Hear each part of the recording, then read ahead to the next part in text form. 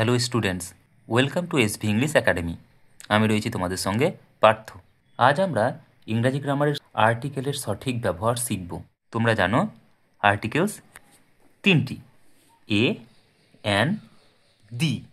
এ এবং অ্যানকে বলা হয় ইনডেফিনাইট আর্টিকেল, আর দিকে বলা হয় ডেফিনাইট আর্টিকেল। এ আর অ্যান সিঙ্গুলার, অনির্দিষ্ট কোনো নাউনের আগে এ আর অ্যান হয়। আর ডেফিনাইট আর্টিকেল বলতে কী বোঝায়?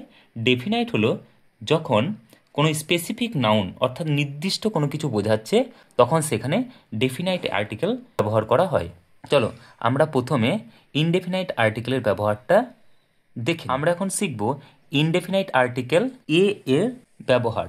আমরা জানি যে এ, ই, আই, ও, ইউ এই পাঁচটি ভাওয়েল, বাকিগুলো হলো কনসোনেন্ট। তো আমরা অনেক সময় শিখে আসি কি, কোনো ওয়ার্ডের প্রথমে কনসোনেন্ট লেটার থাকলে তার আগে এ বসে, কিন্তু মনে রাখবে এটা ভুল। ঠিক আছে, কনসোনেন্ট লেটার নয়, কনসোনেন্ট সাউন্ডের আগে এ বসে। এক্সাম্পল দেখে নিই। দেখো, আমরা এখানে সব ক্ষেত্রেই দেখছি প্রত্যেকটা ওয়ার্ডের প্রথম লেটারগুলো হলো কনসোনেন্ট, তাই হয়েছে এ বক্স। দেখো, ট্রির টিটা কনসোনেন্ট, এ ট্রি। হাউসের এইচটা কনসোনেন্ট, এ হাউস। কাউয়ের সিটা কনসোনেন্ট, এ কাউ। মনে রাখতে হবে কনসোনেন্ট লেটার নয়, কনসোনেন্ট সাউন্ড। ঠিক আছে, অর্থাৎ এইখানে প্রত্যেকটা লেটারই কিন্তু কনসোনেন্ট সাউন্ড করছে, তাই এর আগে এ হয়েছে। চলো আমরা কিছু ব্যতিক্রম এক্সাম্পল দেখে নিই। প্রথম লেটারটি ভাওয়েল, তাও কিন্তু তার আগে এ বসে। দেখো, আমরা এখানে কিছু ব্যতিক্রমী এক্সাম্পল নিয়েছি। আমরা জানি ইউটি হলো ভাওয়েল লেটার, এখানে দেখা যাচ্ছে ভাওয়েল লেটার হওয়া সত্ত্বেও তার আগে এ বসেছে। A university, A unit. Next A 1 rupee coin, a European. প্রত্যেকটি ওয়ার্ডের ক্ষেত্রেই দেখা যাচ্ছে প্রথম লেটারটি কিন্তু ভাওয়েল। ভাওয়েল হওয়া সত্ত্বেও কেন তার আগে এ হলো? প্রত্যেকটি ভাওয়েল লেটার কনসোনেন্ট সাউন্ড করছে। ইউ এর উচ্চারণটা যদি অন্তঃস্থয়হস্যুর মতো হয় তাহলে সেটি কনসোনেন্ট সাউন্ড হয়, আর আয়ের মতো হলে ভাওয়েল সাউন্ড হয়। তাই যেসব ওয়ার্ডের প্রথমে ইউ রয়েছে আর সাউন্ডটি ইউ এর মতো অন্তঃস্থয়হস্যুর মতো, তার আগে অ্যান না হয়ে এ হয়। ঠিক আছে, তাই এখানে এ ইউনিভার্সিটি, এ ইউনিট। এবার আসছে ও। মনে রাখবে ওটাও ভাওয়েল লেটার হওয়ার পরেও 1 এর আগে এ বসে, অর্থাৎ ও এর উচ্চারণ যখন ওয়ার মতো হয় তখন সেটি কনসোনেন্ট সাউন্ড। তাই এই 1 রুপি কয়েন অর্থাৎ 1 এখানে এর আগে এ বসেছে। নেক্সট ইউরোপিয়ান, ই লেটারটা ভাওয়েল হওয়া সত্ত্বেও এ বসেছে, কারণ কি এখানে ই এর উচ্চারণ হচ্ছে ইউ, এইখানেও কিন্তু ই এর উচ্চারণটা হচ্ছে কি ইউ, তাই এটাও কিন্তু কনসোনেন্ট সাউন্ড। আমরা আগেই জেনে এলাম যে ইউটা হলো কনসোনেন্ট সাউন্ড, তাই এখানে এ বসছে, এ ইউরোপিয়ান। নেক্সট আমরা শিখে নিই ইনডেফিনাইট আর্টিকেল অ্যান এর ব্যবহার। ভাওয়েল সাউন্ডের আগে অ্যান হয়, অর্থাৎ কোনো ওয়ার্ডের প্রথম লেটার যদি ভাওয়েলের মতো সাউন্ড করে তাহলে তার আগে অ্যান হয়। চলো ভাওয়েল লেটারগুলো দেখে নিই, যেগুলো ম্যাক্সিমাম সময় ভাওয়েল সাউন্ড হয়। এ, ই, আই, ও, ইউ, কিন্তু মাথায় রাখবে এগুলো হলো লেটার।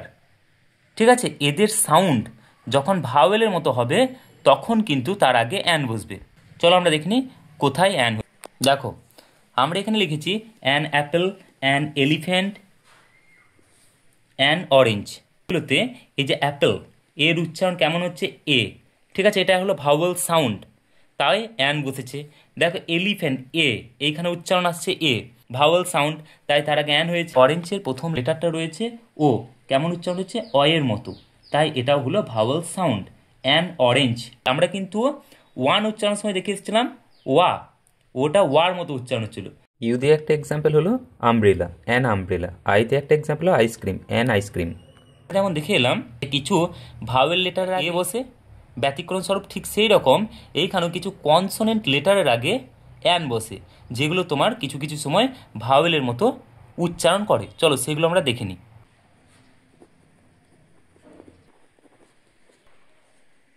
দেখো, আমরা এখানে কিছু এক্সাম্পল নিয়েছি। An hour, an honest man, an MLA, an SP. এখানে প্রত্যেকটি ক্ষেত্রে দেখা যাচ্ছে কিন্তু একটি ওয়ার্ডের প্রথম লেটারগুলো হলো কনসোনেন্ট লেটার, কিন্তু তবুও তার আগে অ্যান বসছে, কারণ এখানে প্রত্যেকটা লেটারের সাউন্ডটা ভাওয়েলের মতো। যেমন দেখো প্রথম ক্ষেত্রে আওয়ার লেখা আছে, এইখানে এইচটার উচ্চারণ কেমন হচ্ছে আয়ের মতো, তাই তার আগে অ্যান হয়েছে, তাহলে অ্যান আওয়ার। ঠিক অনেস্টেও তাই অয়ের মতো উচ্চারণ হচ্ছে, তাই অ্যান অনেস্ট ম্যান। এমএলএ দেখো এমটা নর্মালি যদি আমরা কোনো ওয়ার্ডের সময় ব্যবহার করি, ওয়ার্ড কোনো হয়তো পুরো একটা ওয়ার্ড, হ্যাঁ, তখন কিন্তু তোমার এম এর উচ্চারণটা কনসোনেন্টের মতো হয়ে যায়। কিন্তু যদি আমরা শুধু এমটাকে ব্যবহার করি, শুধু এম, তাহলে দেখো তার আগে এ আসছে, এম এ আসছে, এটা হলো ভাওয়েল সাউন্ড, তাই এখানে হয়েছে অ্যান এমএলএ। এসপির ক্ষেত্রেও তাই, অ্যান এসপি। দেখো এই যে এমএলএ, এমএলএ হলো মেম্বার অফ লেজিসলেটিভ অ্যাসেম্বলি। এইখানে কিন্তু মেম্বার অফ লেজিসলেটিভ অ্যাসেম্বলি বলার সময় কিন্তু এ বলতে হবে, a member of legislative assembly.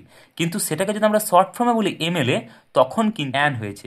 ঠিক আছে, সেরকম আমরা বলতে পারি অ্যান এমপি, এমপির ক্ষেত্রেও তাই অ্যান এমপি। ঠিক আছে, তার মানে তোমাদেরকে কোনো সূত্র মনে রাখার দরকার নেই, শুধু মনে রাখবে ভাওয়েল সাউন্ডগুলো মনে রাখবে। ভাওয়েল সাউন্ড হলো ও, আ, এ, ই, আই। চলো এবার আমরা ডেফিনাইট আর্টিকেলের ব্যবহারটা একটু। ডেফিনাইট আর্টিকেল হলো দি। মনে রাখবে এটা নির্দিষ্ট কোনো কিছু বোঝাতে ব্যবহার করা হয়, নির্দিষ্ট। যদি আমরা কয়েকটা মূল বিষয় জেনে নিই তাহলে আমাদের বুঝতে সুবিধা হবে। নির্দিষ্ট নাউনের আগে দি বসে। নির্দিষ্ট নাউন বলতে কি বোঝায় না, বক্তা আর শ্রোতা যখন জানে যে কোনটির ব্যাপারে কথা বলা হচ্ছে, তখন সেই নাউনের আগে দি বসে। যেমন দেখো একটা এক্সাম্পল নিচ্ছি, the book is on the table, অর্থাৎ কি বইটি হলো টেবিলের ওপর। এটাতে বোঝা যাচ্ছে যে আগের থেকে এই যে বুকটা আগের থেকেই চেনা, হ্যাঁ আগের থেকেই জানা। আমরা বলতে পারতাম a book is on the table, a book মানে হলো একটা বই টেবিলের উপর রয়েছে, এটা অনির্দিষ্ট, অর্থাৎ এই বইটা সম্বন্ধে জানা নেই। কিন্তু যখন দেখা যাবে যে বইটি পরিচিত, যখন দেখা যাবে যে বইটি আমি আগের থেকে জানি, ঠিক তখন সেই বইটার আগে এ না বসে আমরা দি বসাবো। ঠিক আছে, তাহলে নির্দিষ্ট নাউনের আগে দি বসে। বেশ, আমরা নেক্সট দেখে নিই।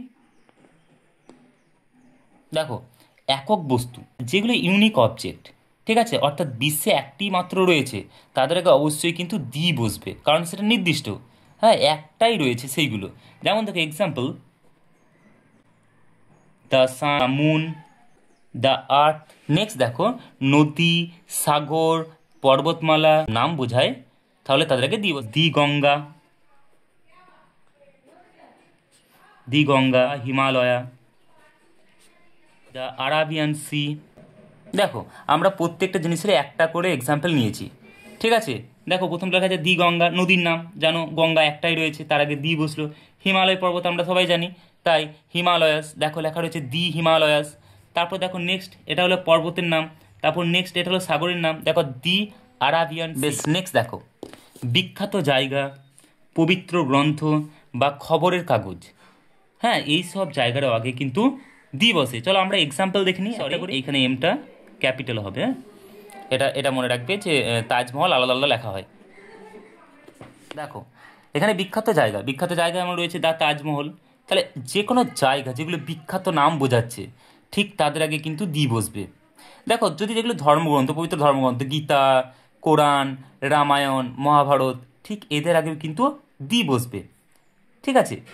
তারপর দেখো এই যে দ্য স্টেটসম্যান, মনে রাখবে দ্য স্টেটসম্যান, দেখো এটা মনে রাখবে, এটা হলো একটা খবরের কাগজ, ঠিক আছে। আরও বর্তমান রয়েছে, আনন্দবাজার পত্রিকা রয়েছে, আমরা যে কোনো খবরের কাগজের আগেই কিন্তু দি লাগাতে পারি।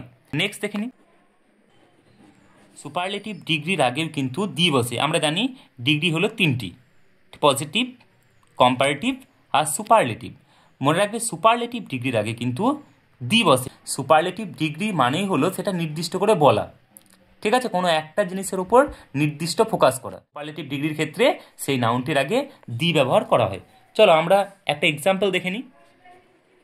দেখো আমরা এখানে একটা এক্সাম্পল লিখেছি, he is the tallest boy in the class, অর্থাৎ কি সে হলো সব থেকে লম্বা ছেলে ক্লাসের, হ্যাঁ তার মানে কোনো একটি ছেলেকে নির্দিষ্ট করে বলা হয়েছে যে সে হলো ক্লাসের সব থেকে লম্বা ছেলে, তাই এইখানে এই বয়, বয়ের আগে টলেস্ট যেই কথাটা রয়েছে এটা সুপারলেটিভ ডিগ্রি রয়েছে, এই অ্যাডজেক্টিভটি সুপারলেটিভ ডিগ্রি, এবং তার আগে তাই দি বসে। আমরা একটা ধারণা পেয়ে গেলাম যে দি কোথায় কোথায় বসে। আমরা যদি একবার পুরোটাই বুঝে নিই, ইনডেফিনাইট আর্টিকেল হলো এ আর অ্যান।